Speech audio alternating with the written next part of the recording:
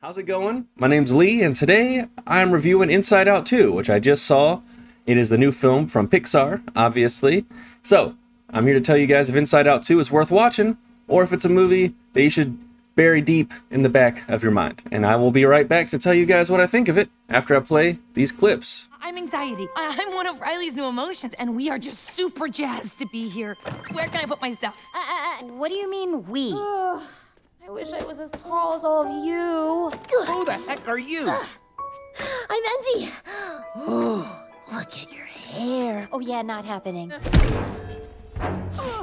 Okay, who's this guy? What's your name, big fella? That's embarrassment. He's not really big on eye contact or, talking, but he's a really sweet guy. Well, welcome to headquarters, embarrassment. Oh, we're doing a fit. No. Oh, nope, going high. Oh, you got a real sweaty palm there, buddy.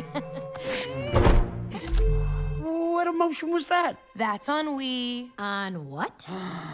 Ennui. It's what you would call the boredom. Well, come on up here. On where? Am I saying right? On what? No. Oh, nicknames. I'm gonna call you Wee Wee. No. Cool. So that was a clip from Inside Out 2, which, as I said earlier, is the new film from Pixar. And it is directed by Kelsey Mann and screenplay by Meg LaFave and Dave Holstein. And returning to the cast from the first film is Amy Poehler as Joy, Kensington Tallman as Riley, Liza Lapira as Disgust, Tony Hale as Fear, and Lewis Black as Anger, and Phyllis Smith as Sadness, along with Diane Lane and Kyle MacLachlan as the mom and dad. And new to the cast is Maya Hawke as Anxiety, Ayo Idabiri as Envy, Adele Exarchopoulos as Ennui, and then Paul Walter Hauser as Embarrassment. And then Ron Funches, James Austin Johnson, and Yang Ya round out the cast. So like I said, this is Pixar's new movie. And I gotta say, I think this one was ultimately pretty disappointing for me. I really liked the first Inside Out. It's not one of my favorite Pixar movies. It's not one that I'm constantly returning to, like The Incredibles or Monsters, Inc. or one of the Toy Stories, or Ratatouille. Gosh, man, Pixar's got some great films under their belt. And you know, I don't think it's as good as some of their more recent output, like Turning Red, which we'll swing back to Turning Red later in this review. Soul, or even Luca. I think Soul actually is the one I like the least out of their new stuff, and I haven't seen Elemental yet, to be fair. So maybe I'd watch that and not like it as much, or I'd like it even more. But yeah, Pixar recently in an article, and I'll be sure to link it when I put this on YouTube. I'll be sure to leave that in a link in the description below. I believe it was a Bloomberg article where they talked about how they're going to start leaning into less like unique experiences for films and start doing more stuff to approach a wider audience, basically. I find that really odd, especially since, you know, Elemental ended up actually making a pretty solid amount of money at the box office, whereas Lightyear disappointed. So I find it really weird that their goal now seems to kind of just be making movies that are familiar. You know, I guess is I think they're going to become a sequel factory here pretty soon. That is a little depressing, considering they've always been really good at making really unique and original movies. And this review might actually be kind of quick because I don't think there's a whole lot to talk about in this one. There's not a whole lot of new here. I felt like it was very much, a lot of the ideas in this feel very rehashed from the first movie. I feel like they were done better in the first movie, as well as another Pixar movie, which we will touch on in a second. There's like some of the new stuff that's in this movie. Let me take my headset off. I feel silly wearing a headset while I'm talking about this when we don't have the clips on. But some of the stuff that's touched upon in this movie, I feel like has been done better in other Pixar movies. And I will say the animation's still really good. It's still stylized very well. It just didn't really hit. This is probably the biggest disappointment of the year so far for me. It's weird to watch a Pixar movie, and I really didn't really feel anything while watching this one, which is, you know, not great when your main characters of your movie are, you know, emotions. And in this one, the whole inciting incident is that Riley is going through puberty. So her body and her mind are changing. She's becoming a new person with a new identity. And so the new emotions really serve as the antagonist. The main antagonist in this is really Anxiety, who is honestly played really well by Maya Hawke. I think all of the new additions to the cast are great. The voice acting here is stellar. Once again, the animation is incredible to look at as well. And you know, it's a quick movie. It's not gonna like bore your kids or anything. It's got a lot going on all the time. But man, for me, like, it's funny. I was really into this for the first like 15 or 20 minutes. And there's a big long middle chunk where I just felt really bored. And then at the end, it kind of brought me back around to, you know, being invested. This is the first time I've watched a Pixar movie where I really actually can say that I felt bored. Even a movie like The Good Dinosaur that a lot of people didn't like, but I liked quite a bit, I felt I was never bored, you know? So with every Pixar movie, I've never been bored, and this one really bored me. And I mean, I know I'm getting older, and these movies are gonna start, you know, becoming more and more towards kids. But one of the things that's always been great about Pixar is they've managed to make movies that really feel like any age group can enjoy them. You know, I've spoken about my grandma quite a lot recently on this channel. She recently passed away, but I used to go watch these movies with her all the time. She really loved these movies, the Pixar stuff especially, as well as like the new Disney animated stuff. You know, I used to go with my family, and then like when I got to college, I'd go with my college friends. And watching this, I'm like, I don't really know anyone who's like above the age of like 13 who would really get a lot of enjoyment out of this one. This is pretty standard and basic kids movie stuff, in my opinion. They don't really do anything unique or interesting. That's a little upsetting for me, to be honest. I felt a lot of sadness while watching this movie, actually. And don't get me wrong, I do think the movie's good. It's definitely good at what it's doing.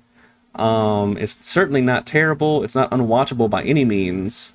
It's like fun to watch for the most part. It's just, for me personally, I got bored by it. And there's some stuff in here that I just kind of rolled my eyes at. There is one, like, there's a couple bits that get me. Like, for example, there's a part where, like, some of Riley's old interests pop up, you know, like a video game character that she has a crush on, as well as, like, a mascot for a kid's show that she used to watch when she was, like, a little kid, like 3 or 4.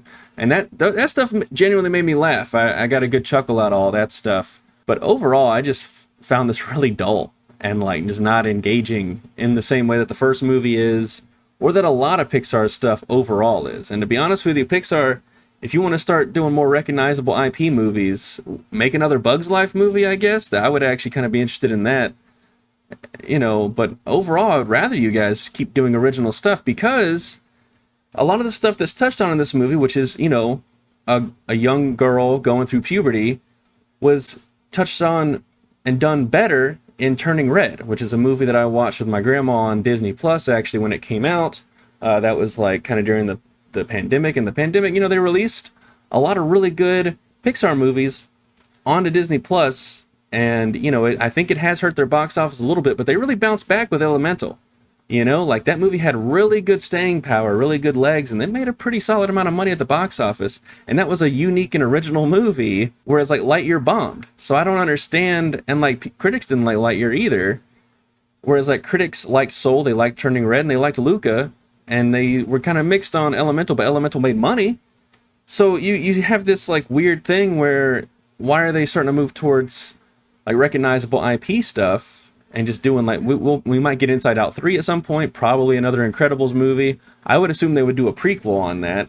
That might be interesting to watch. I do like the Incredibles quite a bit, but I don't know. I really don't know what's going on over at Pixar. They kind of seem to have, they seem to be in like a weird transitionary period right now. And we'll see how it turns out for them. Honestly, I'm keeping an eye out, because to be real, you know, they make really good movies. You know, in my opinion, I like them quite a bit, but there's so many other, like, really good animated movies that have been coming out recently and have come out and will be coming out soon, that I don't understand why you would watch this. I don't understand why you would watch this and not just stay at home and watch the first Inside Out again. And like I said, you know, watch Turning Red. I think Turning Red is if you have a young girl at home, you have a daughter, and you want to, like, take her to see a movie that touches on the topics that are expressed in this movie, that's great.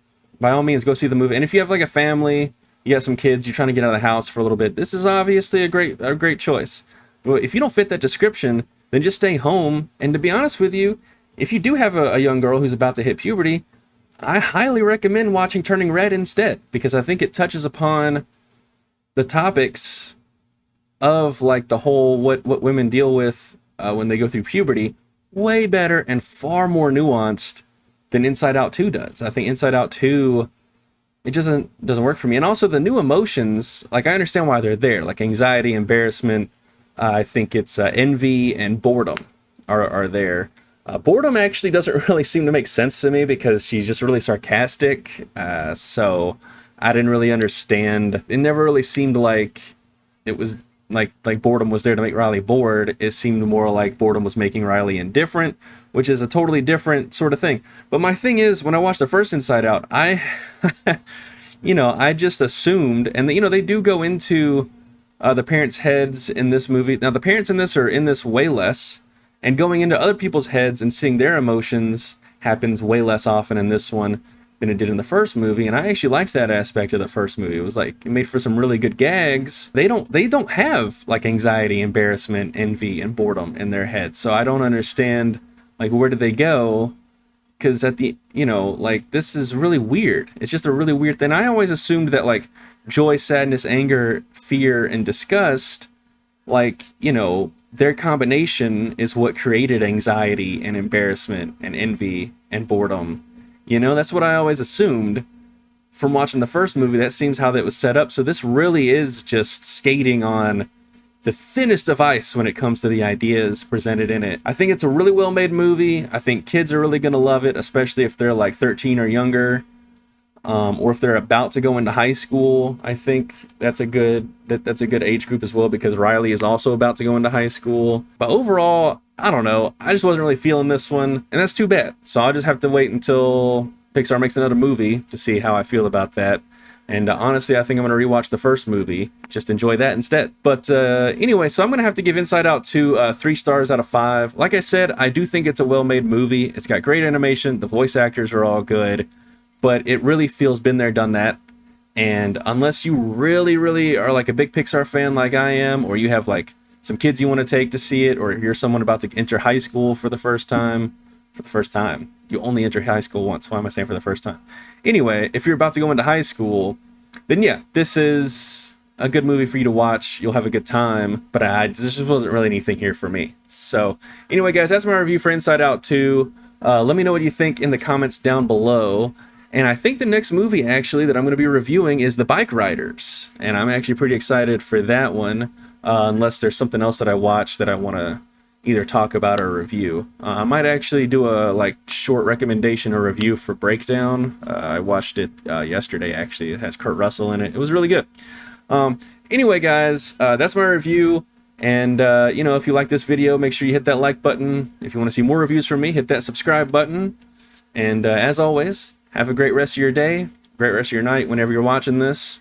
Peace.